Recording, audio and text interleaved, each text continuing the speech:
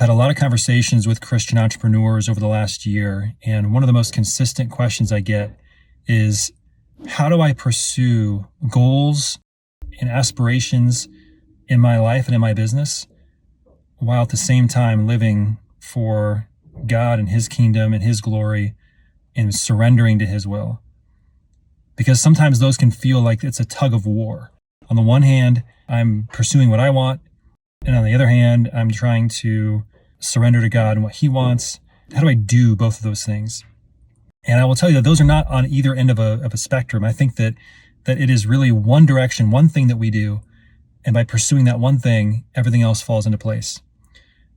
And I got to be really careful when I say pursue God's kingdom, pursue His will, surrender to His plan for your life, and everything else is going to fall into place. Because what that can sound like is, if I surrender to God, if I say, okay, God, whatever you want, I'll surrender to what you want, you'll give me what I really want.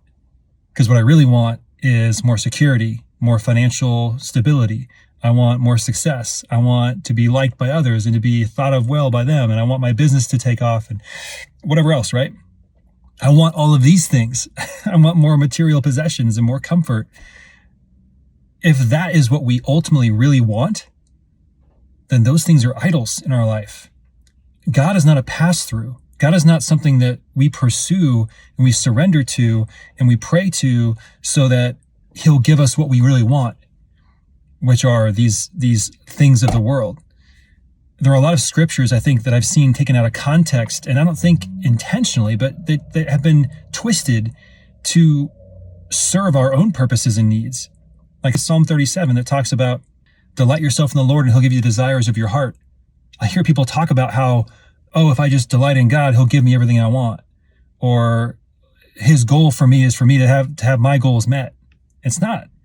Or Matthew 6 and Proverbs 3 talk about trust in the Lord, seek first His kingdom, and everything else will be added to you. Okay, great. I'll just seek first God's kingdom, then He's going to give me everything that I want, that I really want. Even Romans 8, He who did not spare His own Son, how will He not also along with Him give us all things? These verses at times are taken to mean that God's will for me is that I would have the goals that I set forth to accomplish. And I just have to do this equation thing where if I surrender myself to God, or I, submit my plan to God, He's going to make it all happen for me. Because He's just there as like a genie who's going to help give me my wishes and make them come to reality. Now, it's not that God won't allow those things to happen, or that He will prevent them from happening, or He doesn't want us to ever hit our goals. But God's mission for me, God's mission for you, is not that you would hit your goals. God's mission for us is that our hearts would be fully His, that we would love and desire and want Him more than anything else in this world, not just because He's worthy of it, but because He is the only thing that will satisfy our hearts. Pursuing goals starts and ends with surrendering those to Christ, surrendering them to God and say, Lord, whatever you want, I will trust you no matter what happens. Not trust you that you will make this happen somehow, that you'll help me hit my goal. I will trust you in whatever happens, because I know that whatever happens is your will. And I know that you are a God who loves me and that can be trusted. Now, I will make the argument that actually pursuing the Lord's will and God's plan for your life and submitting your plans to Him, that actually leads to higher levels of performance. The reason I say that is because just imagine from like a worldly point of view, if you knew someone in your life that you had complete and total trust in, that would take care of every single need you have, how much less anxiety would you feel? How much less stress would you feel? How much less pressure would you feel? How much more free would you be to go and to serve your clients and to serve the people on your team? How much more free would you be?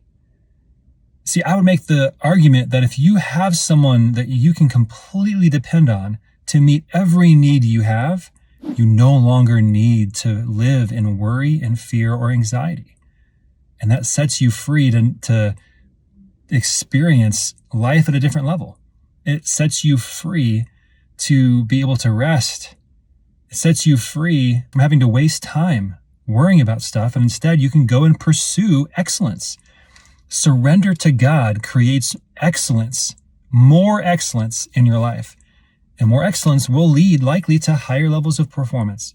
Again, this is not an equation to help you perform at a higher level. I'm just simply making the argument for those of you who know the Lord. It starts and ends with trusting God and submitting your plans to him and saying, whatever you want, Lord, is what I want, because what you want for me is what's best for me.